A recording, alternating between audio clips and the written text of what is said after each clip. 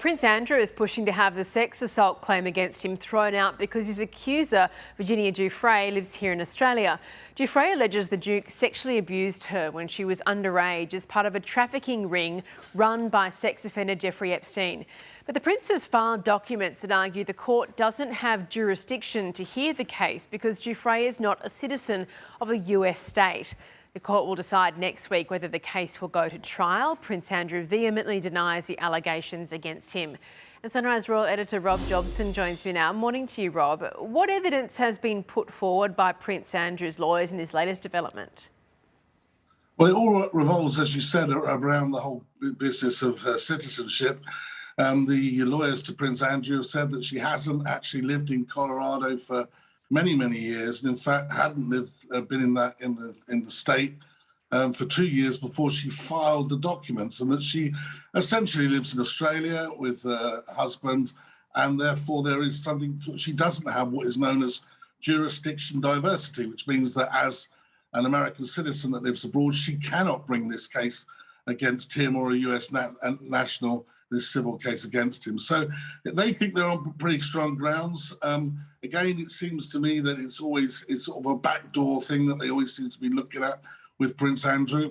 But the reality is, I think they're on pretty strong grounds on this particular instance, and we'll have to wait and see. Again, this is a civil case, it's not a criminal case, but it's unravelling as it goes along. Obviously, they've still got the Ghislaine Maxwell cases was ongoing, and but this one is the big one in terms of Virginia Giuffre and Prince Andrew.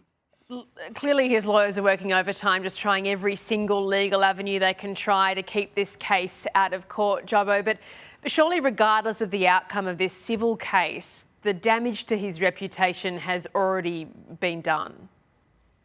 Well, it's huge, the damage that's been done to his reputation, not just so much by the accusations, but by that infamous, pretty appalling interview he gave on British television when he was talking about he couldn't be somewhere because he was at a pizza parlour, as it were, and the whole thing with that was extremely damaging. And what happened since then is a lot of people, anti-monarchists, have had he's their poster boy, really. All around London, you see pictures of him saying, this is why we shouldn't have a monarchy. Look, it's led to meetings with Prince Charles, the Queen, and Prince William, all the future of the monarchy, and I can't really see any way back for him. He wants to be part, as a former veteran and the distinguished serviceman, actually, of the 40th anniversary of the Falklands war conflict that happened, that he was a helicopter pilot in, and I think he wants to be taking part in that coming in 2022.